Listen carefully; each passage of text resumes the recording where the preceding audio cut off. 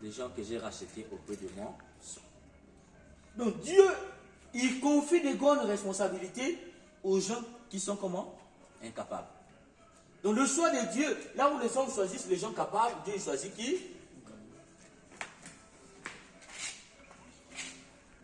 Il choisit les incapables.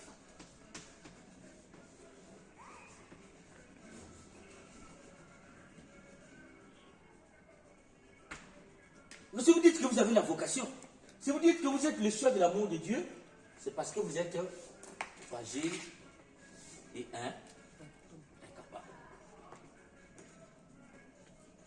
Si je dis que je suis prêtre, c'est parce que je suis le premier incapable et le premier fragile.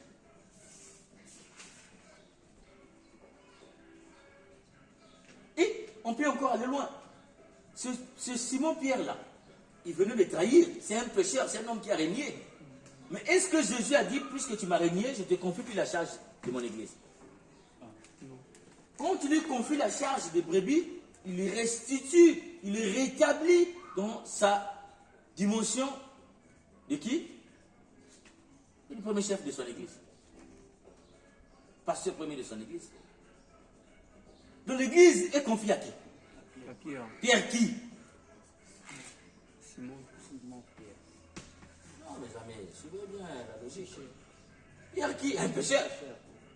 Celui qui a régné son maître. L'église n'est pas confiée entre les mains des saints.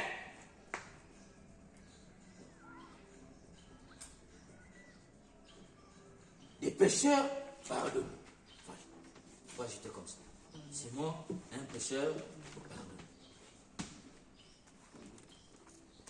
Mais si tu viens dans la vocation, tu dis je suis prêtre, tu crois que parce que tu étais saint que tu es devenu prêtre, tu es un menteur et tu ne sais pas en quoi tu es prêtre. Tu es même un homme dangereux. Tu ne connais pas ton chemin, tu ne connais pas ton charisme, tu ne connais pas ta vocation. Parce que tu peux devenir prêtre sans découvrir ta propre vocation. Si tu arrives là, prêtre, religieux, religieuse, c'est parce que tu es un pécheur, pardonne. Toujours.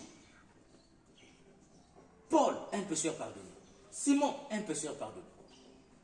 Tous les apôtres, ils ont fait Jésus, ils l'ont abandonné. Ce sont des pécheurs pardonnés. Moïse, un pécheur pardonné. Abraham, un pécheur pardonné.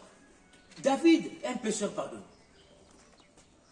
Il a tué son garde, un de ses soldats, pour prendre sa femme. Ça, c'est un homme dangereux.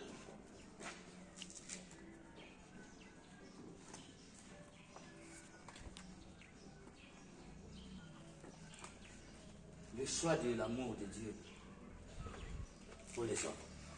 Quel type de choix Dieu fait? Dieu, quand il va choisir les hommes fragiles, incapables, pécheurs.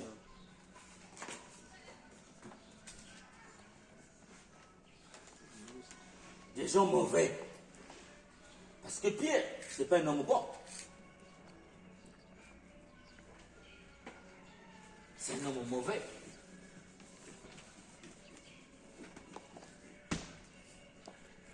Et il continue.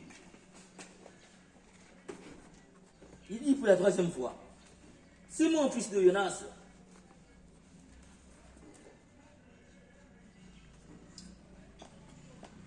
m'aimes-tu? Là, il lui disait agapo. Le mot qu'il utilisait était agapo. En grec. Jésus n'utilise plus agapo pour la troisième fois. Il utilise maintenant philo. Philo qui avait utilisé ça? Pierre. Qui traduit quoi? Un amour humain, un amour de tâtonnement. Et Jésus pour la troisième fois dit, Simon, m'aimes-tu? Il n'utilise plus le mot agapo. Il utilise le mot philo. Comme pour dire à Simon, tu viens de dire que tu ne m'aimes que d'un amour humain, d'un amour de tâtonnement. D'accord. Mais est-ce que cet amour est sincère?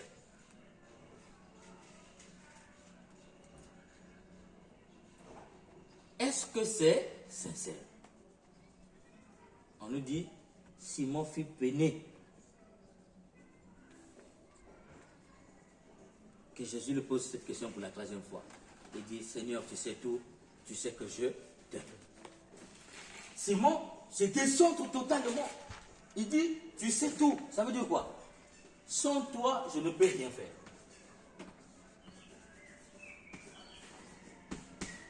C'est-à-dire que sans toi, même l'amour de tâtonnement que je t'ai promis, un amour en don de si, que je viens de confesser, être capable de t'aimer avec, sans toi, je ne peux rien faire. En fait, il dit que ce soit dans le plus grand que dans le plus petit, sans toi, je ne peux rien faire. Simon vient de faire un grand pas dans son salut, parce que c'est un homme qui pensait que sans Jésus, il peut. D'ailleurs, quand Jésus est mort, il est tourné péché. Maintenant, il a compris que sans Jésus, il ne peut rien faire. Et Jésus l'avait déjà dit, sans moi, vous ne pouvez rien faire. Et Simon vient de le dire lui-même dans sa propre bouche, parce qu'il a fait l'expérience, il a compris que sans Jésus, il ne peut rien faire. En fait, les hommes fragiles, les hommes incapables, pécheurs, pardonnés, mauvais, c'est des gens qui disent, sans Jésus, ils ne peuvent rien faire. Donc si Dieu choisit les fragiles, les incapables, les pécheurs pardonnés, les mauvais, c'est parce que cette catégorie de gens ne vivent que par lui et avec lui. Ils savent que sans lui, ils ne peuvent rien faire. Mais souvent ceux-là, puisqu'ils pensent les être capables, brillants, saints, ils n'ont pas souvent besoin de Dieu.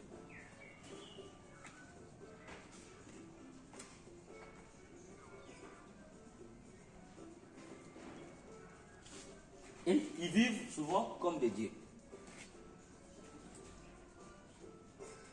Dieu n'a pas besoin de gens-là, qui n'ont pas besoin de lui. Il a besoin des gens qui ont besoin de lui, des gens qui savent que sans lui, ils ne peuvent rien faire. Quand tu as conscience de ta fragilité, quand tu as conscience de ton incapacité, quand tu as conscience que tes péchés sont têtus, comme dira Saint Paul, ce que je veux faire, ce n'est pas ce que je fais. Ce que je fais, c'est pas ce que je... Qu'est-ce que je dis? Ce que je veux faire, ce n'est pas ce que je fais.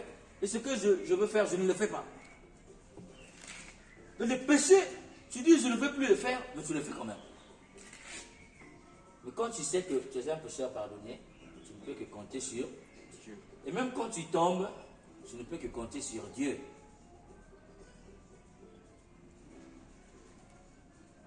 C'est-à-dire que ceux-là, c'est ceux qui disent, Seigneur, c'est encore moi. Je sais comment je suis, hein. J'ai encore fauté, ben je suis. On continue la route. Dieu aime des gens comme ça. C'est tombé, il ne faut jamais avoir peur de tomber. C'est comme il y a une histoire d'un maître à l'époque, on appelait comment déjà, les abbas, hein, les pères spirituels, le monastère. Donc, les pères du désert, voilà. Et cet élève-là, il partait au désert chez un maître spirituel, et il voulait aussi devenir un gros spirituel. Et le père spirituel il dit, ben, il faut jeûner à sec, sans manger ni boire. Et lui, il passait quelque part, il voit l'eau. Il descend, il veut boire, quelque chose lui dit, ne bois pas. Il veut boire, quelque chose lui dit, ne bois pas. Et puis il revient. C'est un test pour être choisi comme disciple de Abba, le maître spirituel. Dans les pères du désert à l'époque, on disait les histoires des pères du désert. Donc lui, pour être choisi comme disciple, il devait jeûner à sec. Et on l'envoyait là où il y a l'eau, comme test aussi pour voir s'il est capable de résister. Et il arrive, il voit effectivement qu'il y a l'eau. Le désert, vous savez que l'eau est difficile. Et il voit l'eau. Il gêne. Il dit, mais je suis seul, je bois ou je ne bois pas. Il arrive devant l'eau. Il dit, non, je ne bois pas. Moi, je dois être un grand spirituel. Et quand il revient, il dit à son père spirituel, j'étais jusqu'à l'eau, j'ai vu l'eau, j'ai été tenté de boire. Quelque chose me disait, bois. Quand je vais, un esprit me dit, ne bois pas. Vraiment, je suis très content parce que j'ai résisté, ce n'est pas bu. C'est l'homme fort, n'est-ce pas? Il est fort ou il n'est pas fort? Il est fort. Et Abba l'a renvoyé. Le père spirituel l'a renvoyé, il n'a pas pris comme disciple.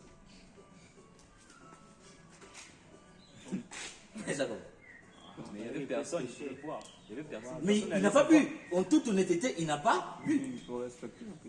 Il a respecté le jeu. Il est arrivé devant la chose. Il veut boire. Il dit je ne bois pas. Il veut boire. Il dit non, je ne peux pas. Il veut. Et puis il est revenu. Pour lui, il vient de sortir une grande épreuve. Et il se dit ah bah je n'ai pas bu. Et ah bah l'a renvoyé.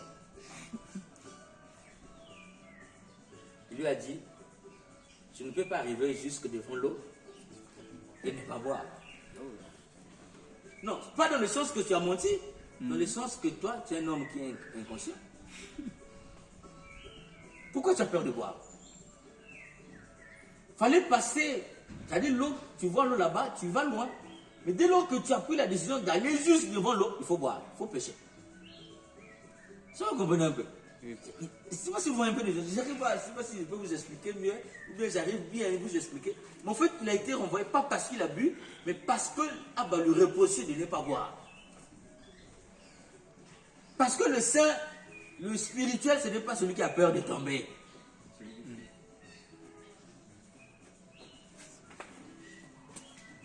Il fallait tomber.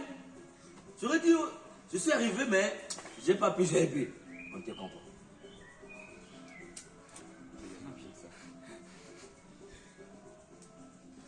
Voilà quelqu'un qui a compris.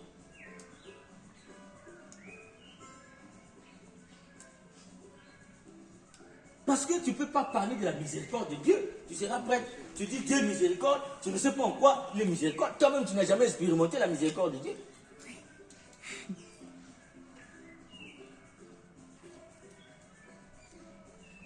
Il y a celui qui m'a donné la retraite financière pendant un mois, qui vient de mourir, le père de Loisy.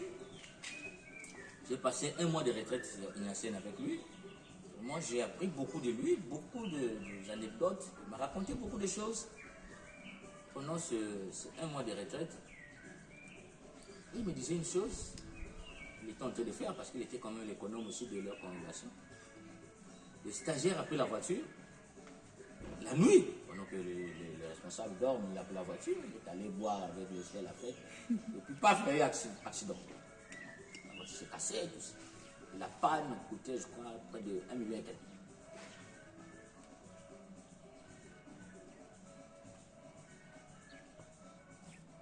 Mais il m'a dit, je ne veux pas le renvoyer pour ça quand même.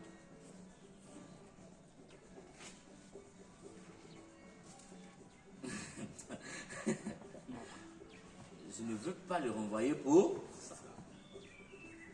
Je vais réparer la voiture.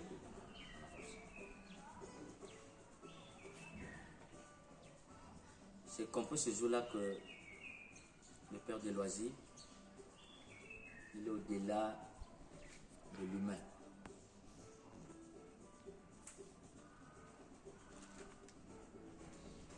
Tu es stagiaire, tu prends la voiture de la communauté, pendant que les responsables dorment, tu t'en vas fêter avec tes amis, sûrement peut-être avec les filles.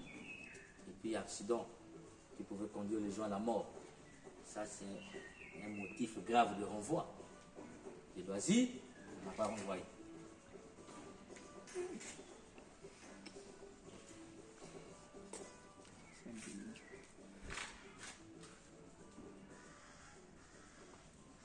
Voyez que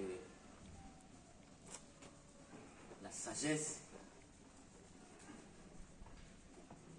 ce n'est pas l'intelligence.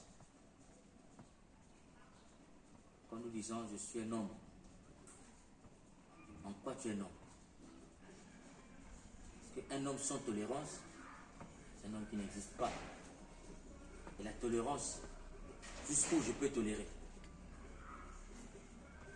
Mais cet étudiant-là, ou ce stagiaire-là, s'il est sérieux, dans sa tête, il sait que ce que je viens de faire, je suis mort. Parce que c'est un monsieur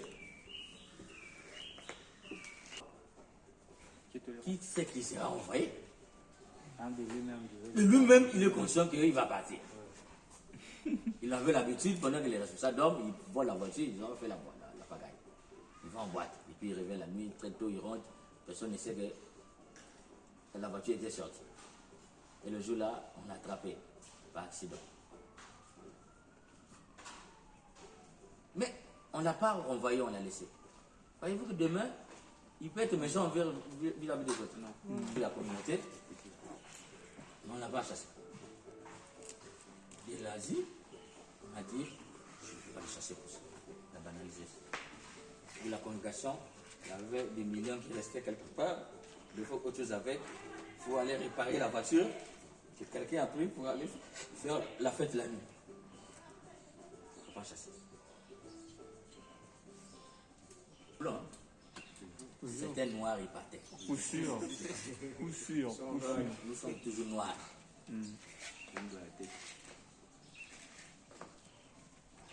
Mais au fond, quelqu'un comme ça, c'est des types qui sont bien dans l'église. Pourvu qu'il a pris conscience que si je suis devenu là, ce n'est pas parce que j'ai mérité.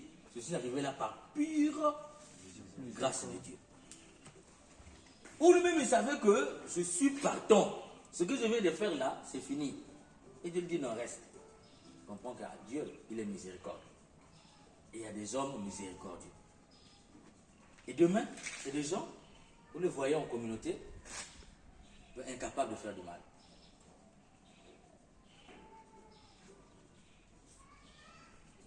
Voilà les types de gens. Donc les saints, si tu es déjà saint et tu veux devenir, on n'a pas dit qu'il faut aller pécher, non. Il faut prendre conscience que malgré ce que je suis ou ce que je présente comme état de sainteté, je reste un pécamineux et un pécheur.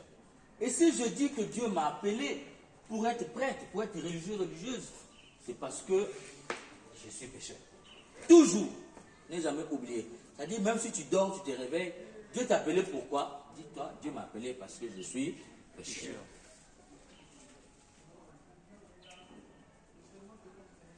Le pape François récemment a dit aux prêtres, pardonnez, ne mettez pas trop de balises, tout ça pour le pardon. Pardonnez, quand quelqu'un vient à la confession, posez pas de questions, donnez l'absolution. Quand il dit je fais ceci, pas trop de complications. Il vient de dire ça. Moi j'étais confessé chez un prêtre là, j'étais séminariste. J'ai rien fait de grave. Hein. Il m'a donné le rosaire pendant une semaine. Je suis sorti avec, rentré avec les péchés. Je suis sorti avec beaucoup de péchés. Je me dis, je ne vais pas faire ça. J'ai fait quoi? Il m'a donné un rosaire une semaine. Pourquoi? Pour le nom, c'est la punition. 2 fois, je suis passé au confesseur parce que je suis dans mon corps sur les âges. Et chez lui-même, quand tu arrives, l'accueil même que tu réserves là, mon cher. Il y a une chaise. Tu t'assois, il dit à genoux. Dès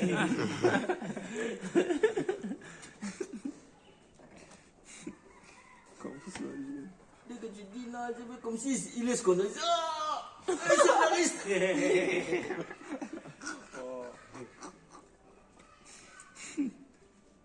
Et quand il va finir à prononcer la chose, tu as le rosaire pendant 2 semaines. Je n'ai pas fait, j'ai pensé seulement, j'ai dit, je me suis chamaillé avec un tel ou bien on a échangé les paroles, ou bien je fais pour lui, tu ne dois pas faire. Oh. Des types comme ça, la confession, ce n'est pas des bons types. Tu vois, même quand on était tout un groupe, les gens veulent parler chez lui. Les séminaristes. Parce que lui-même, c'est un pécheur. Hein. Si on fouille bien dedans là-bas, il n'est pas aussi sain que ça.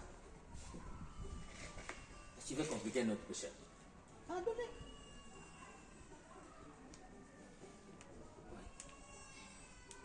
Si Dieu t'a appelé, c'est parce que tu es un. Il n'y a pas d'autre choix, il n'y a pas d'autre critère du choix de Dieu, de l'amour de Dieu pour les hommes, si c'est le choix du péché. Que personne ne te fasse croire autre chose, que Dieu t'a appelé parce que tu étais bon, parce que même si tu dis non, j'étais en train de faire ceci, Dieu m'a appelé, j'étais à l'université, j'étais en train de réussir dans ma vie, Dieu m'a appelé. Si Dieu t'a appelé, à être prêtre, à exercer dans son église, l'unique critère de ton choix, c'est que tu es un pécheur. Ne jamais oublier ça. Et il dit à Simon,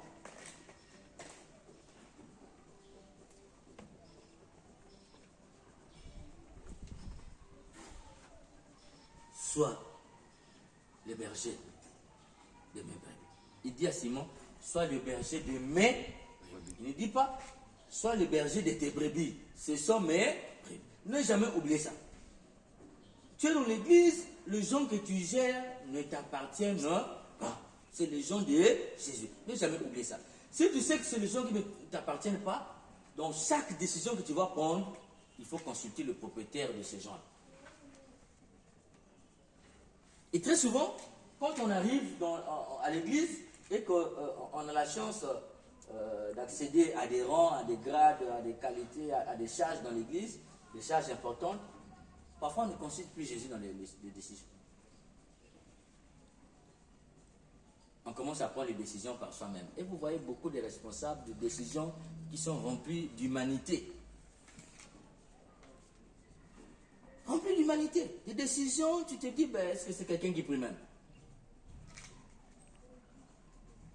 Décision d'humanité, c'est-à-dire que rempli de décisions d'hommes, il n'a pas pris le temps même de demander à Jésus, est-ce que ce que je fais c'est bon?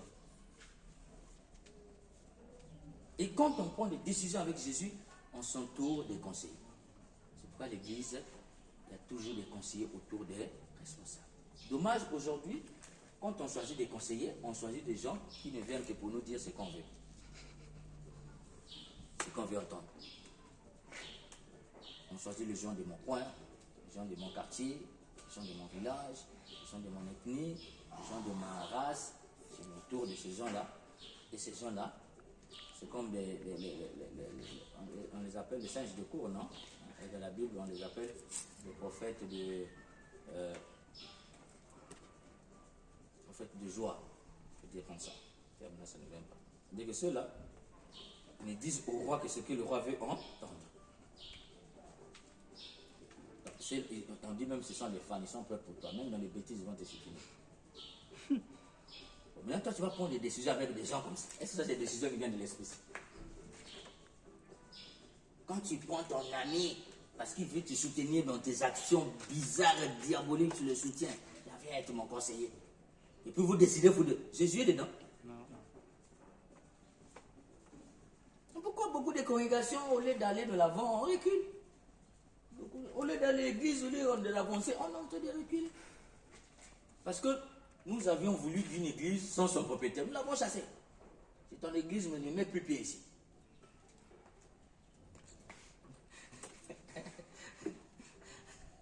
Si tu vas mettre les pieds ici, tu vas voir.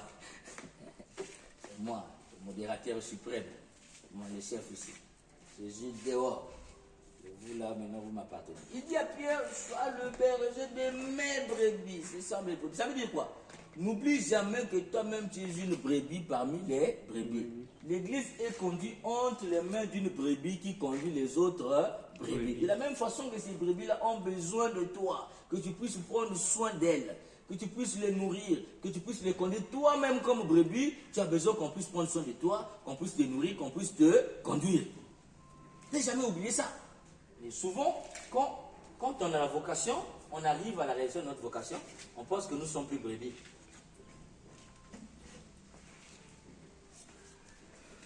L'unique pasteur de l'église, c'est Jésus. Lui seul, il n'a pas besoin d'être conduit, il n'a pas besoin d'être nourri. Si on rentre même dans la théologie, il a son père qui est là pour le nourrir. Seul le père n'a pas besoin d'être conduit, parce que c'est le principe sans fondement. Jésus, il est conduit par son père aussi. Il dit lui-même, je ne fais que ce que mon père me dit de faire.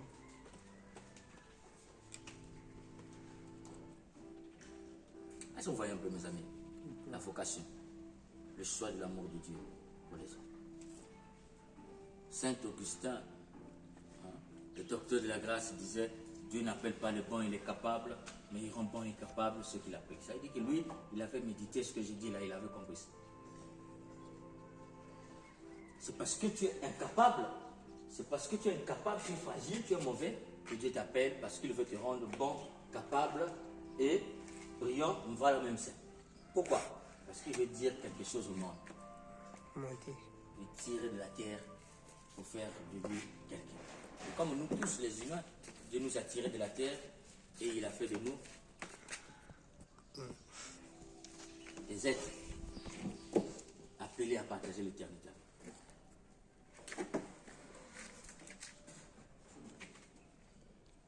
Voilà le choix de Dieu.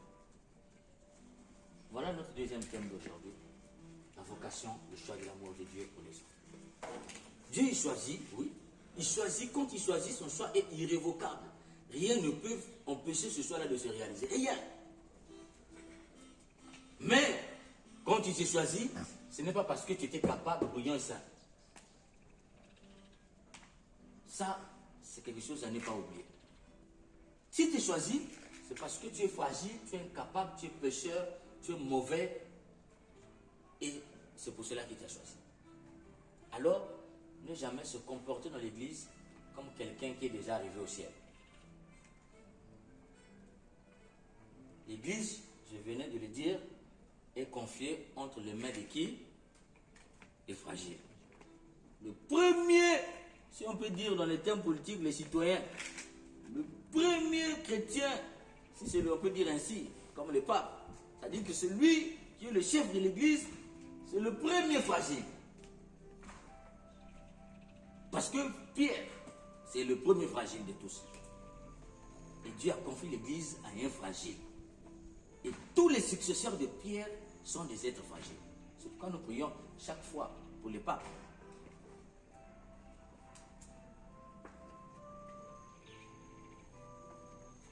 Ne soyez pas scandalisés quand vous allez voir que les gens là, ils sont encore dans l'incapacité, dans la fragilité, ils sont encore pécheurs. Ah, mais le prêtre là, mais il m'a scandalisé. Non, mon cher, lui-même, il est encore en voie. Il est en voie de sainteté. Il est en voie de se bonifier. Dieu l'a choisi pour ça. C'est-à-dire qu'il peut choisir un mauvais pour te dire, toi qui es plus bon, copie ce que le mauvais te dit. Mais les gens, ils n'aiment pas aller à l'école pour apprendre. Ils disent que l'esprit, ça nous suffit. On a la Bible, ça nous suffit. Ils sont orgueilleux. Ils ne veulent pas s'asseoir dans une classe pour apprendre d'un être comme eux. Ils veulent apprendre tout droit de l'Esprit Saint. Et l'Esprit Saint va descendre du ciel. Demain, on va fêter l'Esprit Saint. Il va venir t'apprendre tout comme ça. Hein? Tu fais première année, tu as au moins 20 matières. Deuxième année, 20 matières. Troisième année, 20 matières. Tu arrives tu as au moins plus de 30 matières. Et tu vas faire l'examen au séminaire. On appelle ça le DU. Tu as 3 membres de jury qui vont te poser les questions sur toutes les matières depuis la première année jusqu'à la 3e année. Hein? Pas un DU. Tu prends les thèses. Il y a les photos, je vais vous montrer. Tu prends, même quand tu vas choisir la thèse comme ça, on suivait. Peut-être que tu es venu avec la thèse du dehors, mon cher. Tu as d'abord fait l'écrit. Maintenant, tu viens mener l'oral. Tu tires ta thèse. Tu exposes la thèse d'abord. Et puis on te pose les questions sur la thèse. On sort de la thèse, on va ailleurs.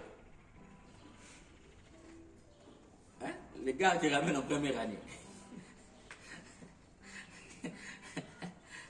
Mon cher, l'Esprit Saint, si tu n'as pas lu, l'Esprit Saint va te laisser là où tu es.